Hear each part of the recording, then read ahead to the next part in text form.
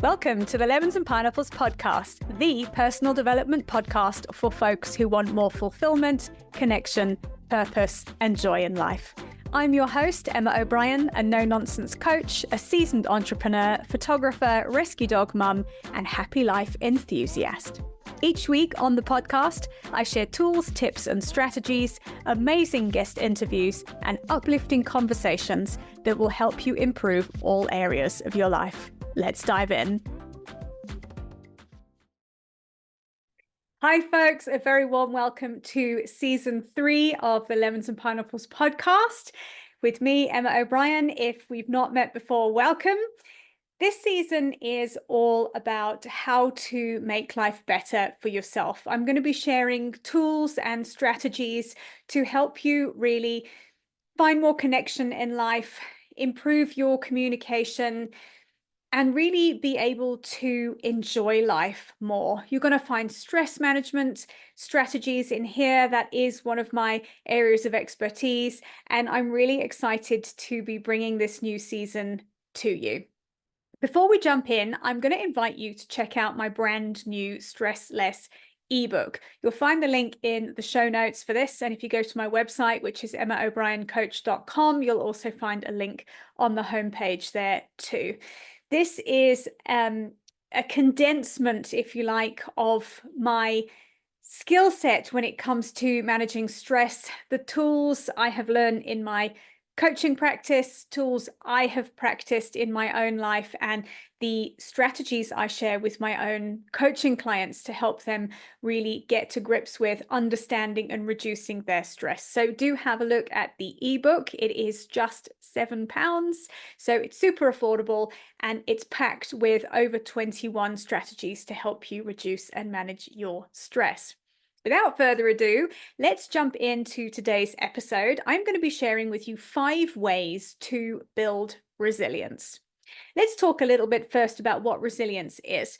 And resilience is the ability to adapt to and recover from stressful events that happen in life. And by stressful events, that might be some sort of change that's happening. It might be a job change. It might be a change in your personal life. It might be external circumstances that are out of your control. It might be change you've instigated that you're finding it a little bit hard to navigate. The more resilient you are, the easier it is to deal with the unexpected. The quicker you will recover from external events and circumstances that trigger you into a stress response. Building resilience is a big part of the work I do with my clients. It's a big part of the work that happens in my stress management workshops that I do. And I'm going to share with you 5 ways you can do that.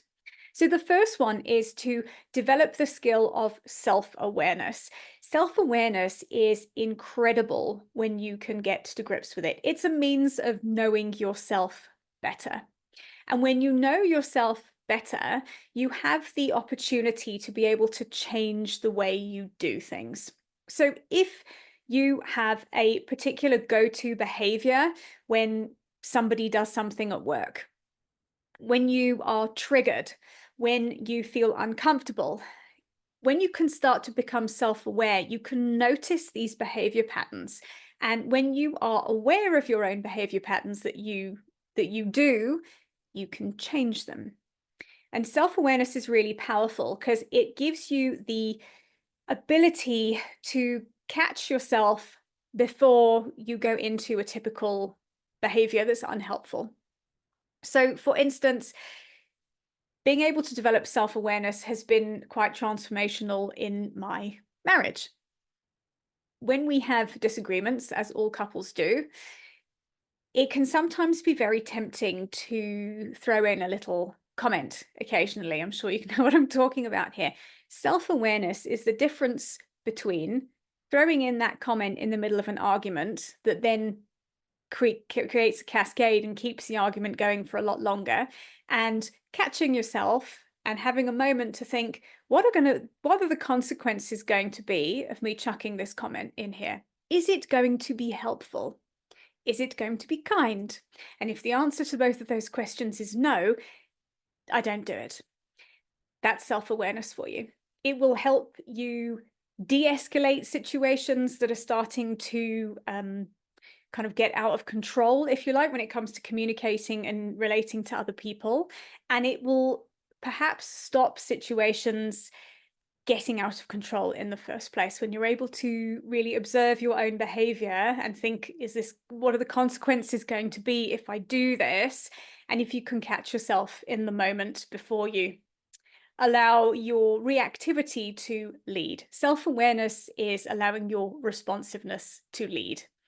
It's really, really powerful. The second one is nervous system regulation. Now, this essentially is being able to understand your stress response. And your stress response is going to be very unique to you. We all have different things that trigger us. Something that I find incredibly stressful and will set me off into a pattern of anxiety won't bother another person in the slightest, and vice versa. So nervous system regulation is about understanding your stressors, understanding what triggers your stress response, getting to know the internal feelings of being stressed. Because when you can understand those things, and this leads beautifully from the self-awareness, you can start to change them. Now, I'm a heart math practitioner, so I teach a set of really powerful nervous system regulation techniques, which allow you to calm yourself when you are in a fight or flight response and bring that response down before it really, really escalates. And also, nervous system regulation tools allow you to recover quicker when you have been triggered into a fight or flight response. I think one of the things that is misunderstood about nervous system regulation is that somehow it stops you being affected by stress. Unfortunately, it doesn't. It gives you the power to be able to control your stress response far better. And it gives you the power to be able to recover from it when you have been stressed. And the thing with this is, and why it's of such value, is when you can calm that fight or flight response at will, it doesn't lead all the time. So if you are someone who has a short temper, for instance, being able to learn nervous system regulation can help you keep that temper under control. If you are someone who is prone to being very anxious, when you have nervous system regulation tools, you have the means to be able to calm that anxiety down so it doesn't completely hijack your brain and take over. Anyone who suffers from anxiety will know that when you end up in an episode of anxiety, when you're in an anxiety spiral, it's very difficult to come out of it because all you tend to do is loop. And when you have the tools to calm that response, you have the ability to break that cycle.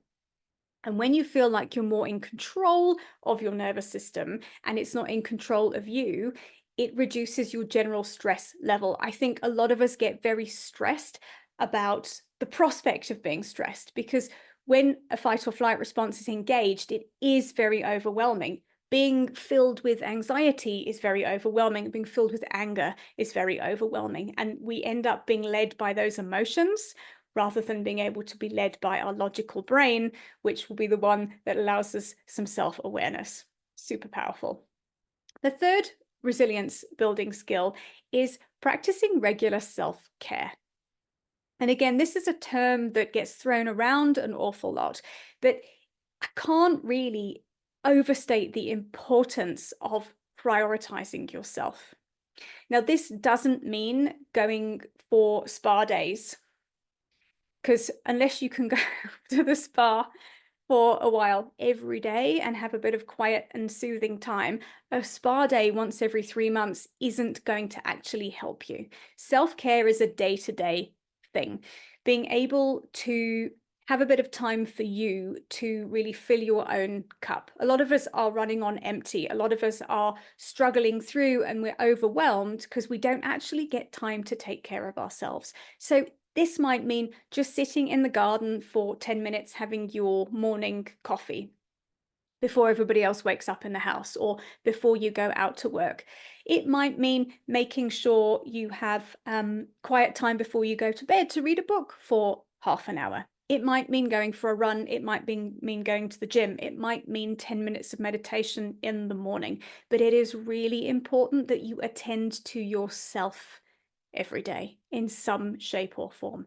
When you look after yourself and you meet your own needs yourself, you naturally will cope far better because you've already tended to the inner piece of you that needs to be looked after. A lot of people are overwhelmed because they don't have any time to themselves. They'd really like some time to themselves, but they're so busy giving to everybody else, and then it leads to burnout. So self-care is really important. So a question for you is to think about, if I was to ask you what's one thing you could do to care for yourself each day, what would that be? And if you can identify it and do it, even better. The fourth way to build resilience is to make sure you are connecting with other people. Having connections with other humans is imperative for well-being.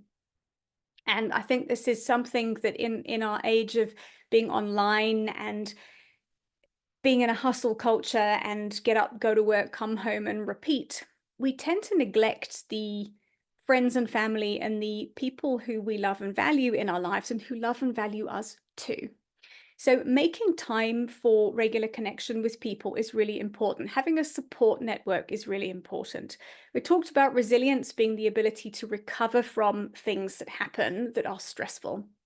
And it is far easier to do that if you have other people supporting you. If you have access to friends or somebody who you can pick up the phone and say, this just happened, I need to talk about it.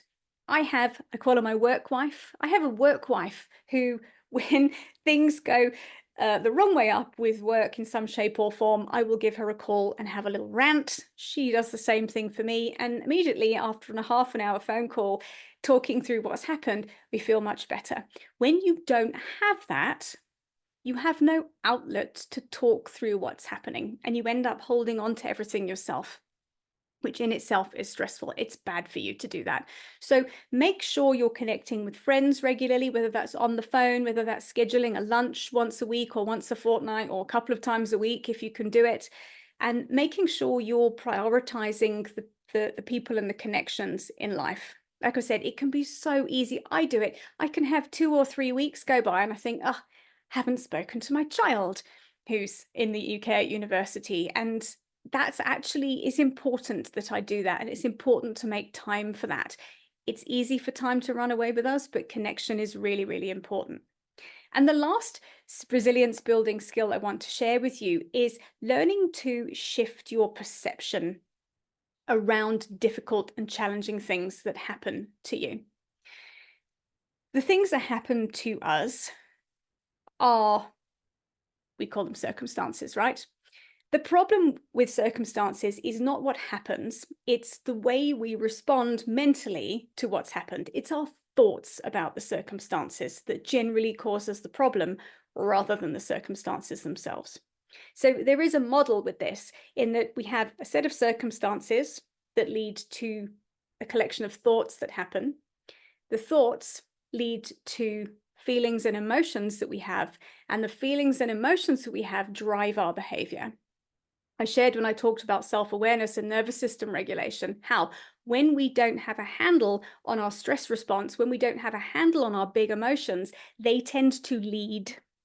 And all of a sudden you can find that you've made everything much worse because in anger, you've retaliated by being reactive with somebody, as opposed to having the self-awareness to just think, hang on a minute, I know this person has made me really angry and I'd really like to give them a piece of my mind, but what will the consequences of that be? Is it going to make things worse? It probably is. Let me not do it. And that happens in a split second. But when we have that self-awareness, it changes things. So to come back to shifting your perspective, when things don't go as planned and when they don't go the way we want, and when we don't get the results that we expect or want from a certain thing, it can be disappointing. It can bring up quite big feelings. What I invite you to do when things go awry is to have a look at what is the potential learning opportunity here in this situation that's happened. Is there something I can glean from this? Is there another way of thinking about this? Is there another way of looking at this that might just shift your perspective. And this is a thing we can talk about with failure as well. I think it's a wonderful thing to be able to reframe failure. So when things fail, when things go wrong, often it can be very derailing. But when you can have a look at what's the learning opportunity here in this thing that's gone wrong? Is there something I could have done differently that I can take into the future if this particular set of circumstances happens again? Can I do something different to get a different result? Am I missing something here? Do I need to upskill? Do I need to find some help? Do I need to do something differently here in order to get a different result? It can be very easy just to get stuck in, I failed, and stop there, and then sit in the story of that. When you're able to shift your perspective, you can start to have a look at, how could I do this differently? What is the learning here? When we get curious about the circumstances that show up that we don't really want, we're back in our power of being able to do something differently. And when we are able to do something differently, we have the confidence that when a similar situation comes up again, we know we've got the tools to be able to cope with it. That is resilience at work. I hope this was helpful. I would love to hear from you about what you do to build resilience, which of these you're going to try out. You can, wherever if you're listening, watching this on YouTube, you can pop me a comment in the comments section. If you are listening, you can hop over to Instagram, pop me a DM at Emma O'Brien Coach and let me know your thoughts. And a reminder to please check out my Stress Less ebook if what I've shared has resonated. I've added quite a lot of strategies that pertain to what I've shared today in this podcast, in the ebook. And of course, this is what I coach clients around. This is the work I do.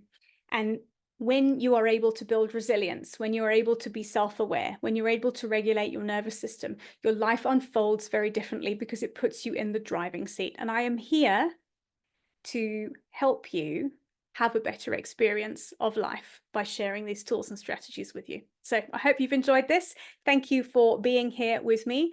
I will see you same time next week. Bye for now. Thank you for listening to today's episode. If you've enjoyed it, please leave me a 5-star rating and a review, and make sure you share this episode with a friend who you know will also enjoy it. I'd love to connect with you on Instagram. Please drop me a DM and say hi at Emma O'Brien Coach. And for more information about coaching with me, please head to my website, which is emmaobrien.coach.com.